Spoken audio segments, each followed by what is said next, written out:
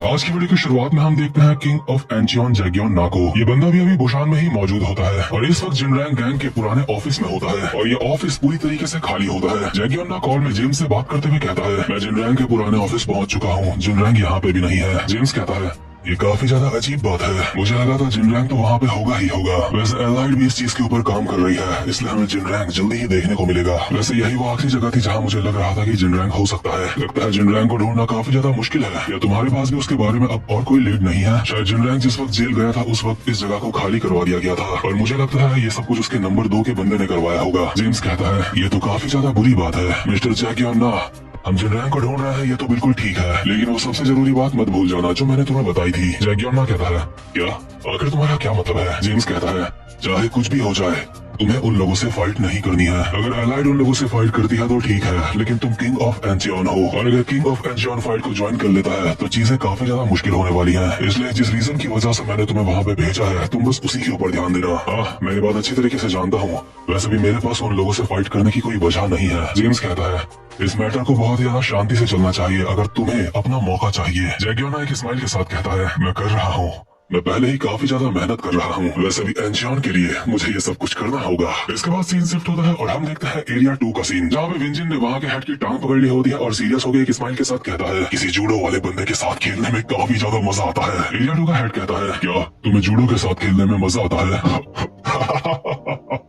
मुझे समझ आ चुका है, तुम श्योर वाले बंदों को क्यूट बनना काफी ज्यादा पसंद है ना? मेरे हाथों से इतनी बुरी तरह मार खाने के बावजूद भी तुम यहाँ पे मजे मस्ती की बात कर रहे हो। तुमने सही कहा ढक्कन, जूडो के साथ खेलने में मजा तो आता है, इतना ज्यादा मजा कि इसमें किसी की जान भी जा सकती है। और ये बंदा विंजिन को सिर्फ अपने एक हाथ से उठा के छत में टच करवा देता है। हालांकि विंजिन ने इसकी पैंट का कपड़ा पकड़ रखा था वो भी फट चुका होता है, यानी कि इस बंदे के पास काफी ज्यादा ताकत है। विंजिन को किसी खिलौने की तरह उठाने के बाद ये बंदा कहता है, ये मेरी ग्रिप स्ट्रेंथ है, एक बार तो मेरे हाथ में चढ़ गया तो मुझसे बचना मुश्किल है। लेकिन विंजिन ने अपनी सिर्फ 3 उंगलियों से सीलिंग में लगी वो चीज पकड़ ली होती है जिससे पानी गिरता है और खुद भी हवा में आके इस बंदे को अपने एक हाथ से हवा में उठा लेता है। ये बंदा हैरान हो चुका होता है कि अचानक से ये कैसे हवा में आ गया और विंजिन कहता है, अगर मैं तेरी पकड़ से बच जाऊं तो तुझे ऐसा नहीं लगेगा कि कुछ तो गड़बड़ है ना? शायद फिर तुझे ऐसा महसूस हो कि तूने बहुत बड़ी गलती कर दी है और तेरा काम होने वाला है अब। वेल देन, आजा थोड़े मजे करते हैं। और विंजिन सीलिंग से अपना हाथ छोड़ के इस बंदे के साथ नीचे कूदता है और इसको अपने वेट के सहारे जमीन में पटक देता है, जिस वजह से इस बंदे को काफी ज्यादा डैमेज पहुंचा होता है और ये अपने मन में कहता है फटी हुई हालत में, मेरा ध्यान भटक गया था, अभी मैं सही पोजीशन में नहीं हूँ, मुझे इसे अपने ऊपर से हटाना होगा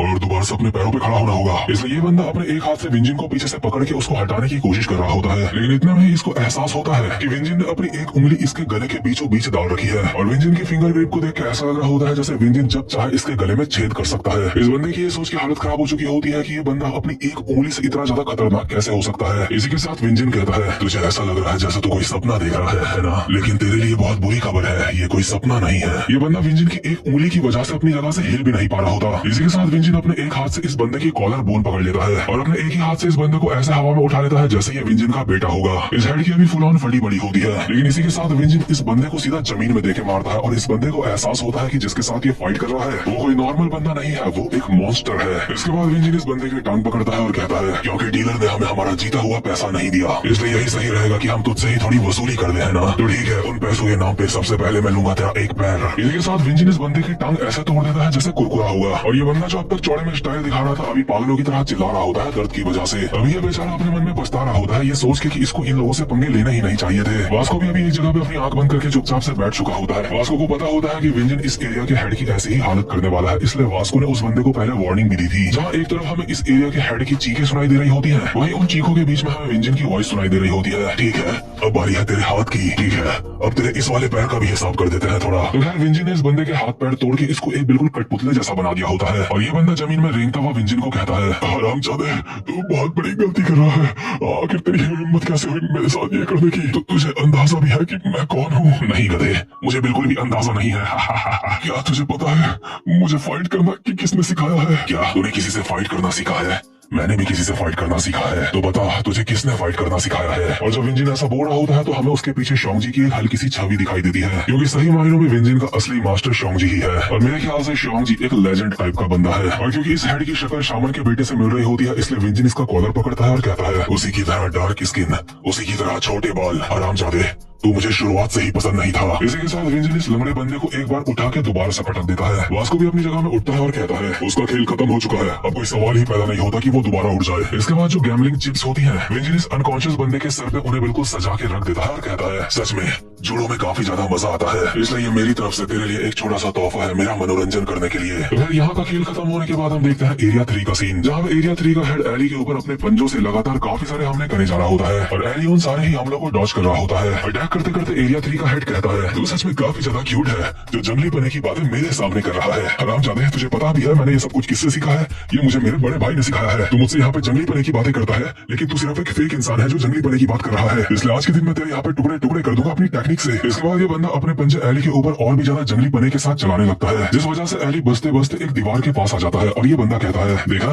तुझे धकेल धकेल के मैं दीवार के पास लेके आ चुका हूँ और अब तेरा खेल यहाँ पे खत्म होता है। इसी के साथ ये बंदा अपना फाइनल अटैक मारता है एली के ऊपर, बट एली अपने पंजों से इसके पंजे टकरा के इसके पंजे को दूसरी तरफ डिफ्लेक्ट कर देता है। ये बंदा भी हैरान हो ही रहा होता है कि इसने मेरे हमले को डिफ्लेक्ट कैसे करा। इसी के साथ एली कहता है लगता है तेरे पास भी एक टीचर है। हाँ, तेरी बातें सुन के मैं सच में काफी ज्यादा क्यूरियस हो चुका हूँ। मैं सच में जानना चाहता हूँ या तेरी टेक्निक्स नकली है या फिर मेरी। और ये बात बोलते वक्त हमें एली के पीछे दिखाया जाता है टॉम ली, और जिस बंदे का टीचर टॉम ली है इसका मतलब उसको जंगली पना विरासत में मिला है। एरिया 3 हेड को भी अपने हाथों में कुछ महसूस हो रहा होता है और अचानक से ये देख के इस बंदे की फट चुकी होती है कि इसका हाथ कट लगने की वजह से फट चुका है। मतलब कहने को तो यहाँ पे सिर्फ इसका हाथ फटा है लेकिन एक साथ यहाँ पे काफी सारी चीजें फटी होती है और अपनी इसी फटी हुई हालत में ये बंदा ये सोच रहा होता है कि बड़े भाई की टेक्निक इस बंदे के ऊपर काम क्यों नहीं आई। इस बंदे का हाथ फाड़ते ही एली कहता है माफ करना लेकिन लगता है मेरी टेक्निक असली थी। एरिया 3 का हेड अपने हाथ को संभालते हुए कहता है आखिर तू कौन है और तूने मेरे साथ क्या किया? मैंने बस वो करा जो मुझे मेरी इंस्टिंक्ट ने करने को कहा। इसी के साथ एली अपने पंजों से इसके चेहरे के ऊपर भी हमला कर देता है। इसका मतलब ये बंदा अब किसी को भी अपना मुंह दिखाने के लायक नहीं रहेगा और ये अभी बंदा घुटनों में आ चुका होता है और एली इसको कहता है तेरे अंदर उतना भी जंगली पना नहीं है ना। इसके बाद हम देखते हैं एरिया 4 का सीन, जहाँ पे एरिया 4 का हेड लगातार डैनियल के ऊपर हमले करे जा रहा होता है और डैनियल उन सारे के सारे हमलों से बच रहा होता है। एरिया 4 का हेड डैनियल के ऊपर अभी उन सारी टेक्निक्स का इस्तेमाल कर रहा होता है जो उसने किसी न किसी से कॉपी करी थी। ये हमले करते करते ये बंदा डैनियल को चुनौती दे रहा होता है कि तेरे अंदर कॉपी करने की स्किल नहीं है और अगर तू कॉपी कर सकता है तो मुझे कॉपी करके दिखा। इस बंदे के हमलों से बचते हुए डैनियल कहता है तू चाहता है मैं तेरी इन टेक्निक्स को कॉपी करूँ,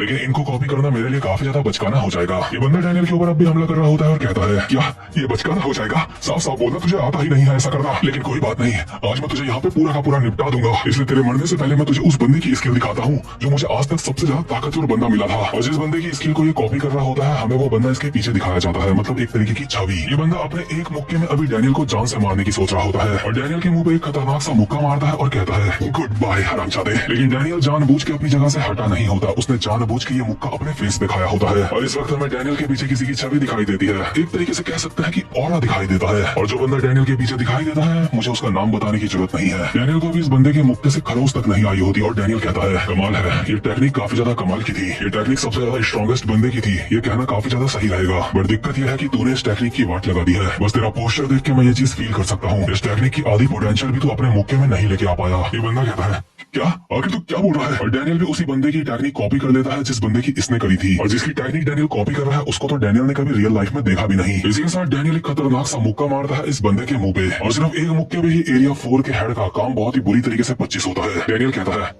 मैं शायद के साथ कह सकता हूँ उस बंदे का मुक्का ऐसा ही होगा, है ना? अभी अगल बगल के सारे लोग हैरान हो चुके होते हैं और डैनियल इस बंदे को कहता है जो जमीन में पड़ा होता है दोस्त माफ करना लेकिन मुझे नहीं लगता कि तू कॉपी कर सकता है, लेकिन तेरे अंदर एक अच्छा फाइटर बनने वाली बात है। खैर तेरा बहुत बहुत शुक्रिया मुझे एक नई टेक्निक देने के लिए। फाइट खत्म होते ही डैनियल की बॉडी के एक एक इंच को जे ध्यान से देखने लगता है कि कहीं उसे चोट तो नहीं आई। डैनियल कहता है अरे जेम मैं ठीक हूँ, मेरी नाक को कुछ भी नहीं हुआ। ठीक है अगली बार मैं अपने चेहरे से किसी के हमले को ब्लॉक नहीं करूंगा, तुम चिंता मत करो मेरी। इसके बाद डैनियल जेम्स ली को कॉल करता है और कहता है मिस्टर जेम्स ली हमने 4 मेजर क्रूज को हरा दिया है, हमने अलग अलग होकर उन सबसे फाइट करी है और अलग अलग होकर उन सबको हरा दिया है। वैसे ये सब कुछ करना इतना भी ज्यादा मुश्किल नहीं था, लेकिन तुम बोल रहे थे कि ये जगह बहुत ज्यादा खतरनाक है, लेकिन मुझे यहाँ पे ऐसा कुछ भी महसूस नहीं हुआ। जेम्स अभी अपनी कार में होता है और कहता है मिस्टर डैनियल पार्क आखिर अभी तुम किस बारे में बात कर रहे हो? वो जगह सच में खतरनाक है और उसका रीजन वो लोग नहीं जिनके साथ तुमने फाइट करी। 4 मेजर क्रूज तो एक आइसबर्ग का बस ऊपर वाला हिस्सा है। सबसे बड़ी दिक्कत तो जिन रैंक की गैंग है, तुम्हें उन लोगों से सतर्क रहना होगा। चाहे कुछ भी हो जाए उस जगह पे अपना गार्ड डाउन मत करना। वो लोग फर्स्ट जनरेशन सर्कल्स के बंदे हैं, वो सारे के सारे अपने आप में काफी ज्यादा खतरनाक है। इससे पहले कि डैनियल जेम्स का रिप्लाई दे पाता शार्क टीथ वाला बंदा अचानक से पता नहीं कहाँ से आता है और डैनियल के पेट में चाकू मार देता है। डैनियल का फोन जमीन में गिर चुका होता है और जेम्स अब भी कॉल पे बोल रहा होता है मिस्टर डैनियल पार्क, क्या तुम ठीक हो?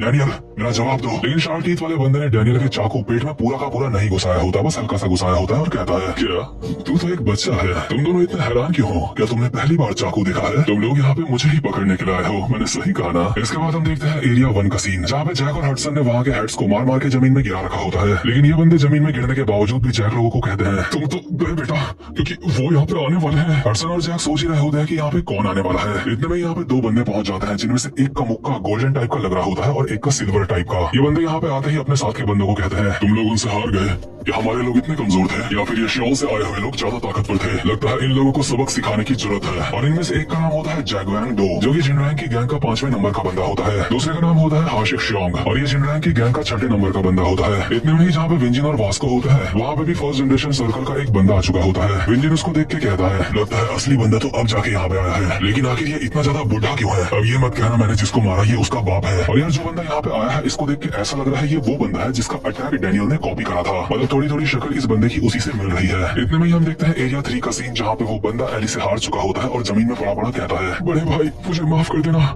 मैं इसे नहीं जीत पाया। और इस बंदे का बड़ा भाई यहाँ पे आ चुका होता है, जो कि अपने पंजों के साथ सिगरेट पीते हुए कहता है, शट अप, तुझे अपने भाई को सॉरी बोलने की जरूरत नहीं है। और यार जितने भी ये बंदे आए हैं सारे के सारे काफी ज्यादा खतरनाक लग रहे हैं। भले ही डैनियल का फोन नीचे गिर चुका होता है, लेकिन जेम्स अब भी उसको बोल रहा होता है, डैनियल पार्क तुम्हें बहुत ज्यादा सतर्क रहना होगा। जिनरैंग की गैंग के बंदे 4 मेजर क्रूज से काफी अलग हैं। वो सारे के सारे अकेले में ही काफी ज्यादा खतरनाक है, लेकिन उसके बावजूद भी वो सारे के सारे एक साथ आ चुके हैं जिनरैंग की वजह से। उन सबकी स्किल या फिर फर्स्ट जनरेशन के किसी किंग के बराबर होगी, या फिर उस किंग से भी ऊपर होगी। इसका मतलब असली लोचा तो अब हमें देखने को मिलने वाला है। लेकिन मुझे लगता है कि अगर ये बंदे फर्स्ट जनरेशन के किंग के बराबर हुए तो डैनियल इनका मार मार के कुत्ता बना देगा। अगर इन लोगों को डैनियल का सामना करना है तो इन्हें फर्स्ट जनरेशन के किंग से खतरनाक होना पड़ेगा, और ये लोग फर्स्ट जनरेशन के किंग से खतरनाक हो सकते हैं, ऐसा जेम्स ली का मानना है। तो गाइस ये वाला चैप्टर तो यहाँ पे खत्म होता है, लेकिन